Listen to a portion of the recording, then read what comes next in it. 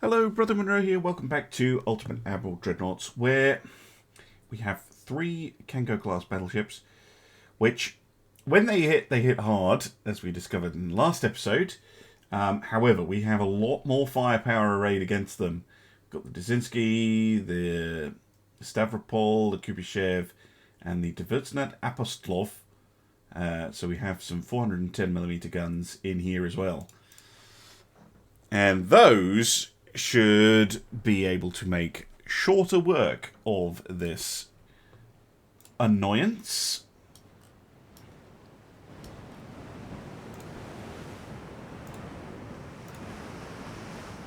Right, I'm actually going to put you on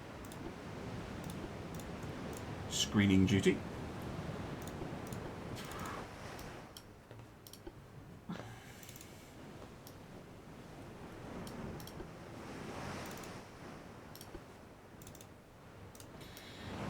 Interesting collection of ships.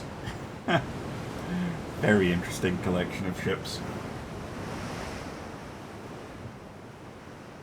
Have some of our newest, some of our more classics, some of our very first designs, like this one, and some newer ones. Very, very interesting. Right, let's go.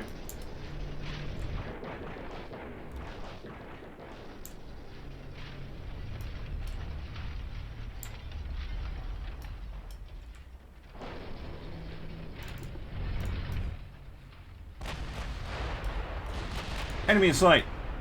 Oh. And immediately hitting them as well. Right, lovely.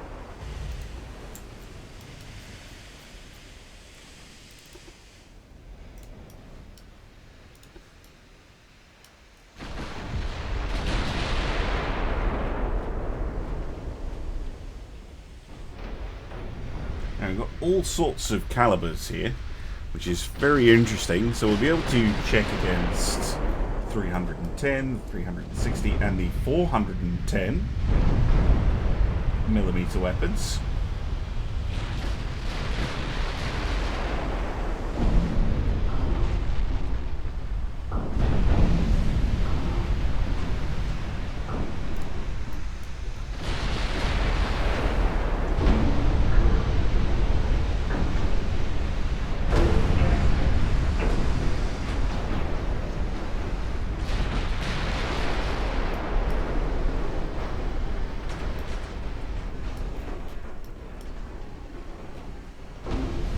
Oh. Oh.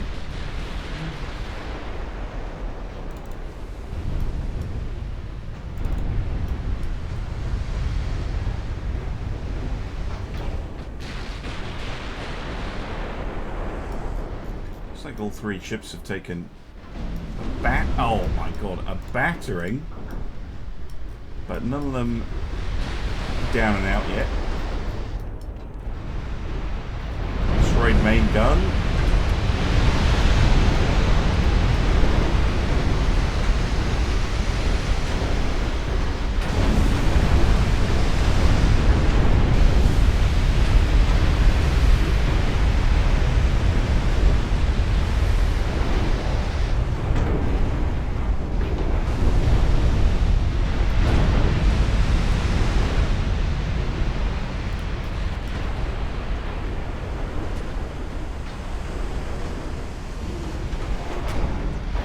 Eleven, 12 main guns destroyed. Like, I haven't actually destroyed 12. The X turret is still able to fire, but damn, turret armor on these is not bad. So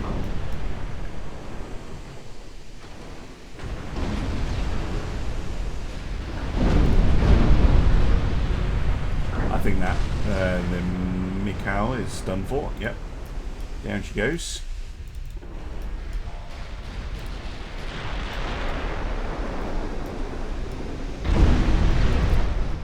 Kaczynski's getting a little bit far away.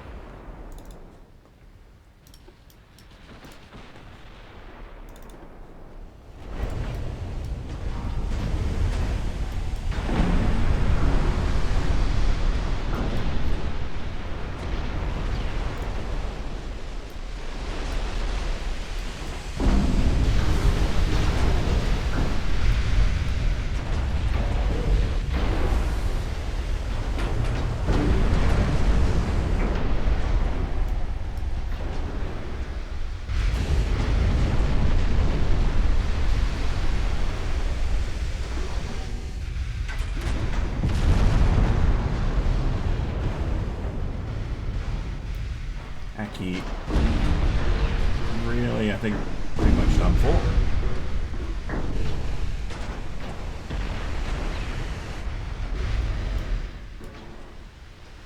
Yep. Down she goes. Just Shinano left.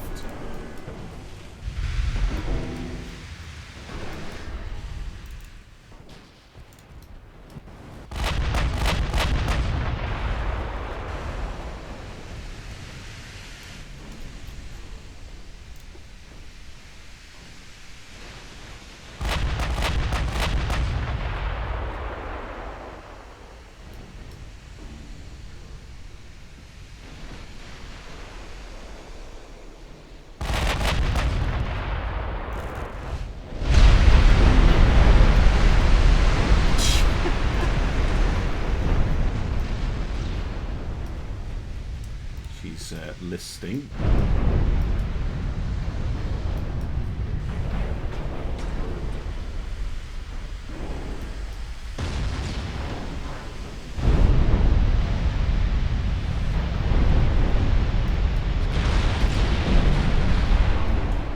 Flooding starting to take hold.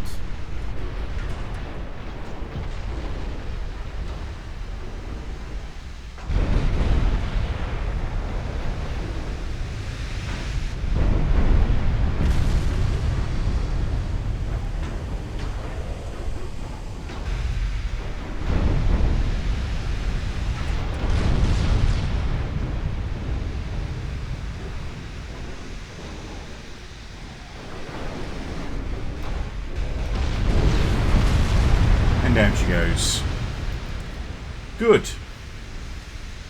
Good, good, good. Right. Now, the real question. Who did the most damage? And it looks like it was the Stavropol. With her 410mm guns. Very nice. Followed by the Dzerzhinsky.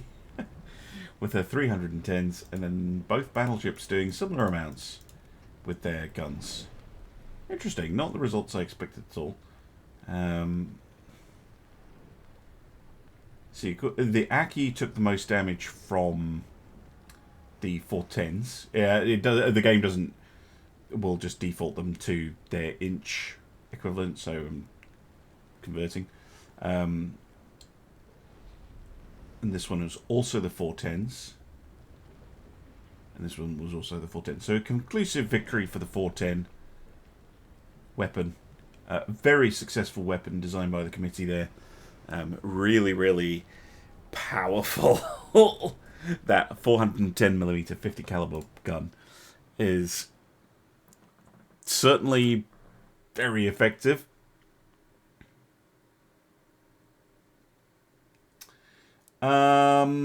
Yeah, we'll talk. We'll talk. But not before I sink a light cruiser. Not gonna let you get away with it that easily. Let's go.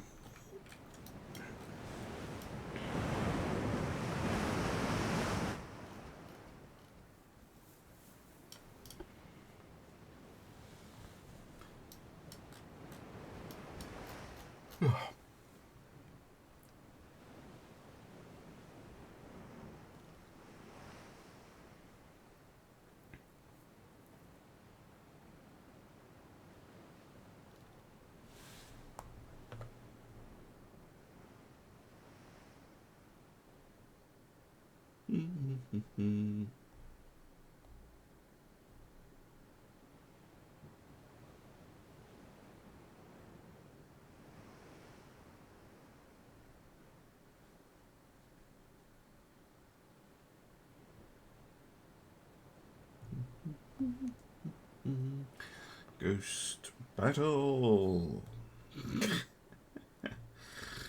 Oh, dearie me.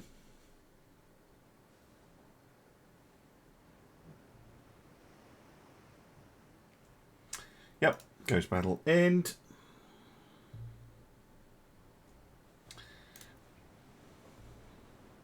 Let's see if Japan wants to talk peace or not.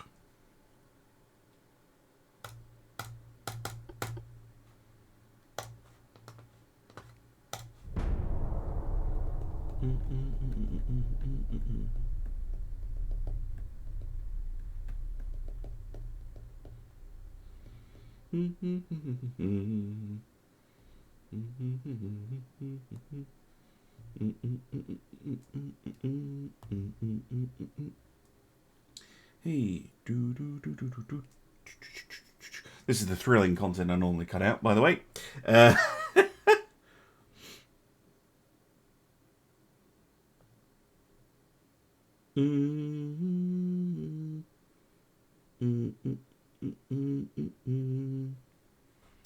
Yep, peace between us and Japan. Again, sure, just give us some money. And that was the battles. Oh yeah, it's because they were about to get blockaded. So really, just the United States to go. And actually getting them to engage us is pretty tricky. But we shall see. And I'll be back if and when there is some action. Welcome back. There is a little bit of action here. Now, I've actually been trying to catch the SS-1 for a while, and I've done 2 auto-resolve, so it should be moderately damaged. So I'm going to try and catch it. It can only do 31 knots. My destroyers are faster than that. My light cruiser is faster than that, because I've finally got an encounter with a light cruiser rather than heavy. This should not be a ghost battle. This is a damaged enemy ship. That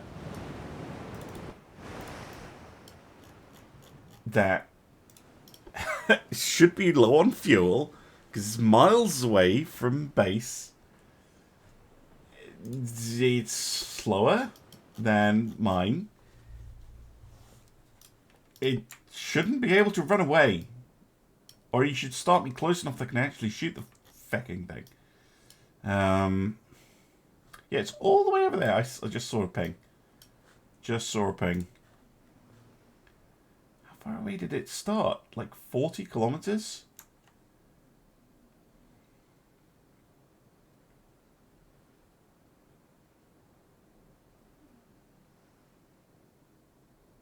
Yeah, there it is.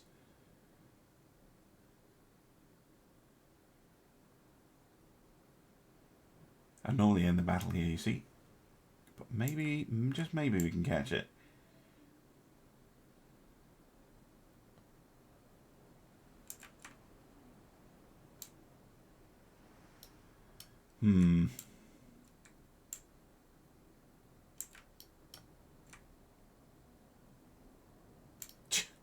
See what I mean? These things are so... This is stupid.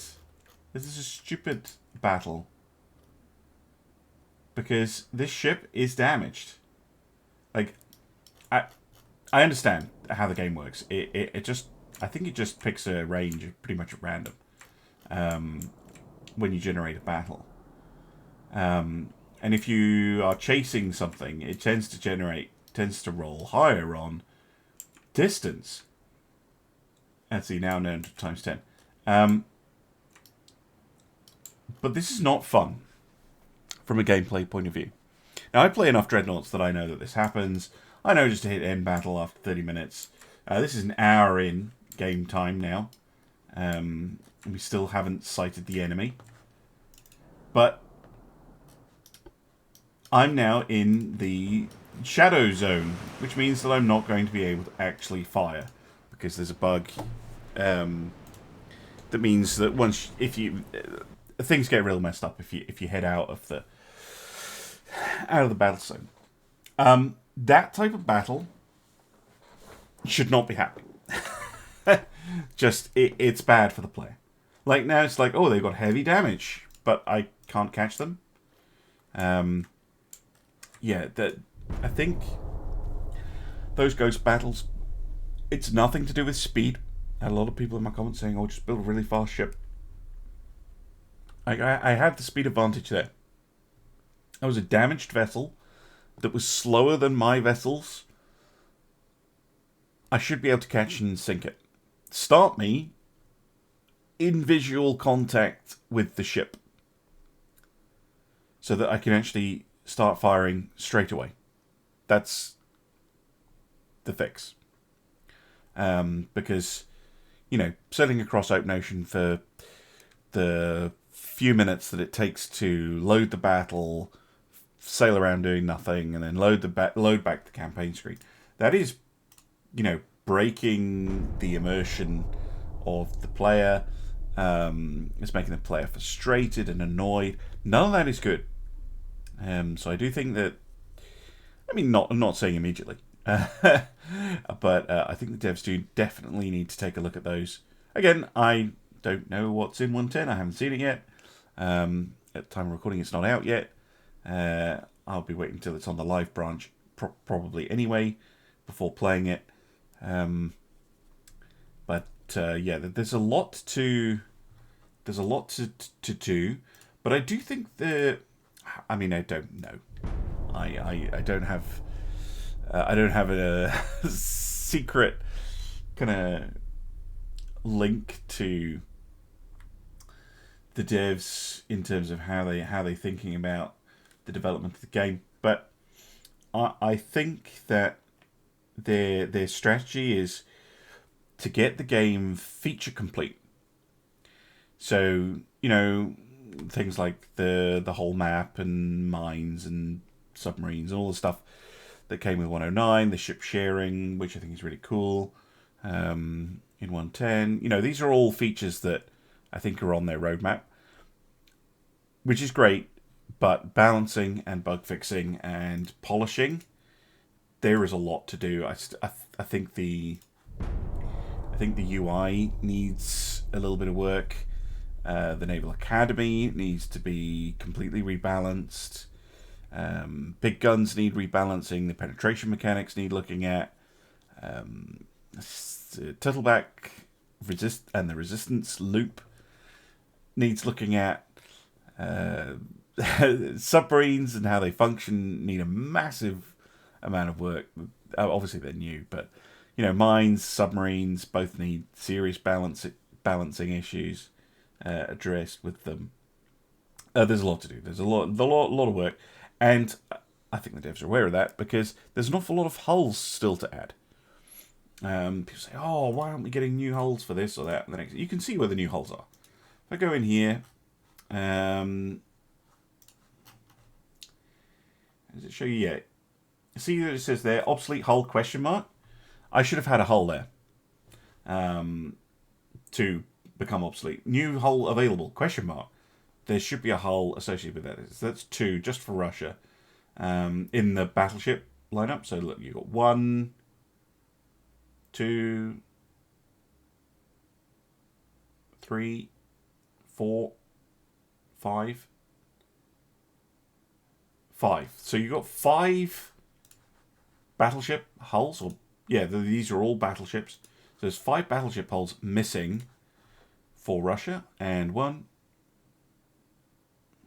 2, 3, 4, 5, 6, 7, 8,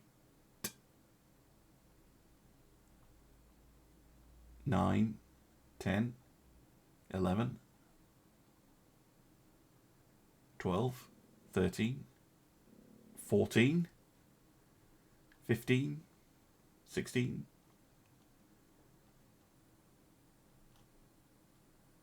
17 cruiser hulls, so that's lights, heavies, and battle cruisers.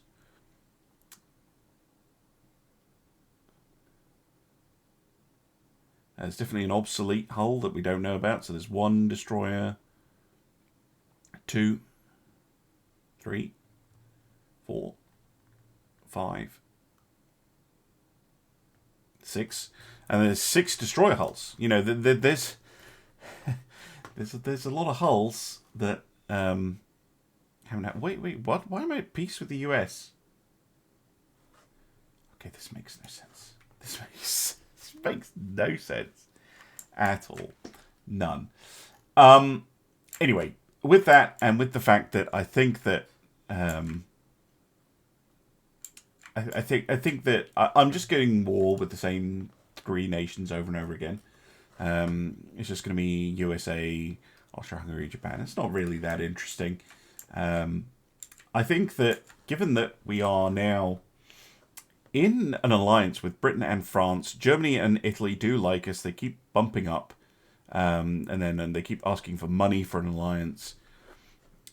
And Spain like us. Even China quite likes us. We basically have a communist. I'm going to roleplay this as them being communist now. We basically have a communist alliance, and it's just the US, Austro-Hungary, and Japan who get beaten over and over and over again. So I'm going to, and I've got 11 billion in the bank as well.